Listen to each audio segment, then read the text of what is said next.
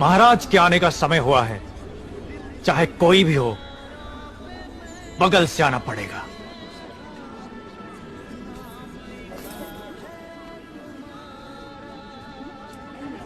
आप आगे आइए। कोई बात नहीं, आप जाइए। आओ आओ, जल्दी जल्दी आओ। पीछे अभी बहुत लोग बाकी हैं। सबको आगे आना होगा। आओ, इसके बाद तुम।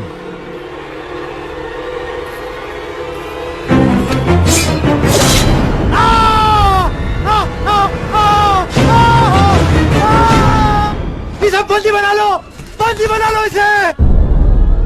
बाहुबली की धर्मपत्नी देवसेना पर आरोप है कि उन्होंने सेना नायक सेतुपति की उंगलियां काट दी।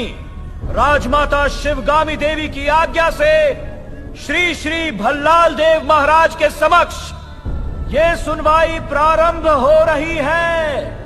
अवश्य। देवसेना, क्या तुम्हें अपने अपराध के बारे में कुछ कहना है? किसी सुनवाई के बिना ही मुझे हथकड़ियां पहना दी गई और पहले ही निर्णय हो चुका है कि मैं अपराधी हूँ। ये कहाँ का न्याय है? तुम निर्दोष साबित होने तक अपराधी हो। यही माहिष्मति का दंड विधान है। आदिवासी भी जिन्हें घिनौना समझते हैं, उन तौर तरीकों को आप दंड विधान कहते हैं? तो ऐसे दंड विधान को आग लगा दीजिए।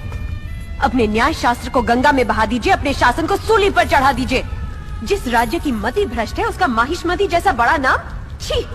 देवसेना, इस महान साम्राज्य के बारे में अगर एक और अपशब्द भी निकाला। बड़ी बड़ी प्रतिमाओं और ऊंचे ऊंचे सिंहासनों से महान साम्राज्य नहीं बनता राजमाता, एक विशाल हृदय से बनता है। लगता है वो यहाँ किसी के पास नहीं है। धिक्कार है। देख लिया महाराज, आपके सामने इतनी निर्लज्जता के साथ बात कर रही हैं, तो सोचिए मेरे सामने आपके बारे में कितनी तुच्छ बातें कही होंगी। सोच के देखिए महाराज।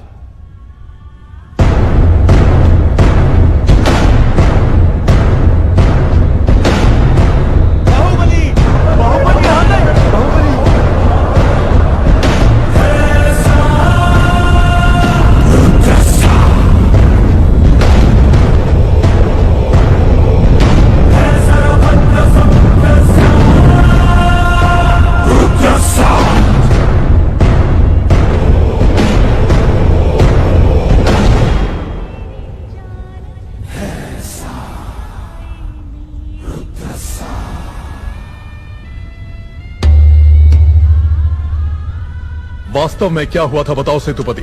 शिवालय भक्तों से भरा हुआ था महाराज। देवसेना भी वहां दर्शन के लिए आई। तभी आपके